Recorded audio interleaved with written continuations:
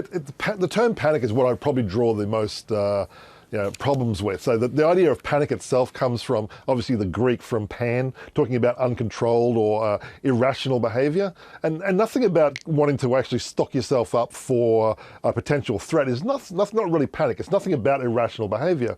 I agree that they're probably leaving a little late, and that's the biggest problem, especially for the supply chain.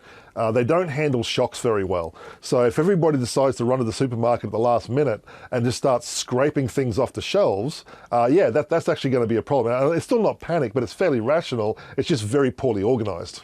All right, so if you were to prepare for a pandemic, what would you stock up on? What would be your advice? Well, depending on your needs. So there's actually some really good lists on the ABC site itself, and also most state governments actually have a list of emergency and survival kits.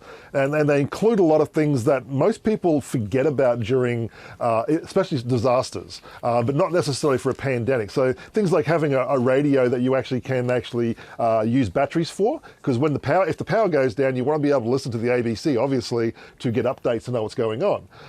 So people forget about those sorts of things, but medications are a big one. So if your family members or yourself actually take medications, it's really important to make sure that you actually have a bit of a window there to say, okay, if I'm going to lock myself away for 14 days with the coronavirus, actually having 2 weeks worth of medication or 3 weeks worth of medication is really important. But you also want to make sure that you actually maintain your health, and so your nutrition with what you eat, and make sure you have several weeks worth of water or days worth of water in case of emergency. But in the short term, you only want to recover about 2 to 3 days worth of food and water, and then all your medications. David, you say that Australians are never as prepared for disasters or natural disasters as our neighbours across the pond, shall we say, our Kiwi neighbours, of course. Is that because New Zealand tends to deal with earthquakes a lot more?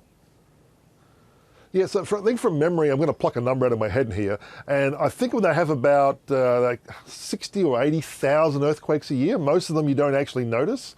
But they are so earthquake prone that most people are now to the situation saying, we need to make sure that if something happens, I've got a go bag, I've got an emergency kit that we can just take and go. Australians, however, we seem to be a little bit more laid back and laissez-faire.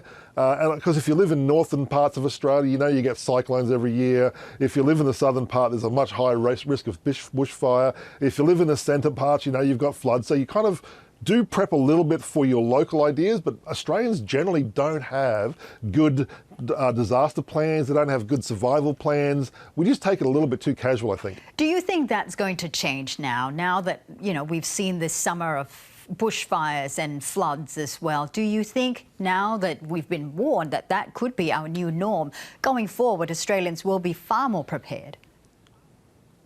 I think so. I think it's one of the wake-up calls we really needed.